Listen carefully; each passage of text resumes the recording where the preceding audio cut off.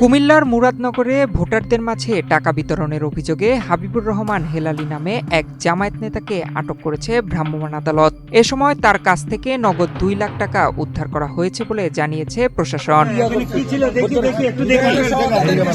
11 ফেব্রুয়ারি বুধবার উপজেলার ছানিয়াকান্দি ইউনিয়নের নিয়ামতকান্দি এলাকায় এ ঘটনা ঘটে। আটক হাবিবুর রহমান হেলালি জামায়াতে ইসলামীর ছানিয়াকান্দি ইউনিয়ন নির্বাচন পরিচালনা কমিটির প্রধান সমন্বয়ক। উপজেলা নির্বাহী ম্যাজিস্ট্রেট সাকিব হাসান খান ঘটনাস্থলে উপস্থিত হন। পরে নগদ 2 লাখ টাকা সহ হাবিবুর রহমান হেলালিকে আটক করে মুরাদনগর থানায় নিয়ে যাওয়া হয়। করোনা বা যে কোনো ভাইরাসের এগেইনস্টে ফাইট মানি ব্যাকট্রলের লেফট রাইট। তবে অভিযোগ অস্বীকার করে হাবিবুর রহমান হেলালি দাবি করেন তার কাছে এত টাকা ছিল না। নির্বাচনী কেন্দ্রে দায়িত্ব পালনরত জামায়াতে ইসলামীর এজেন্টদের খাবার খরচের জন্য অল্প কিছু টাকা ছিল। তার গাড়িতে জোরপূর্বক অতিরিক্ত টাকা রেখে বিএনপির পক্ষ থেকে তাকে ফাঁসানো হয়েছে বলেও অভিযোগ করেন তিনি।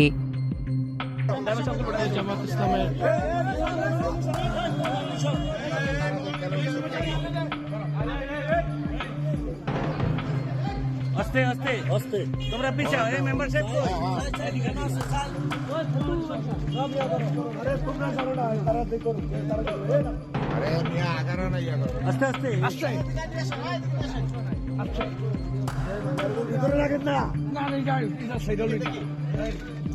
আপনারা এটা প্রশাসনের জন্য রেখে দেন এইভাবে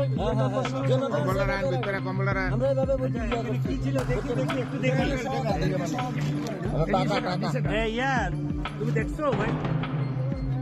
আচ্ছা আপনার প্রশাসন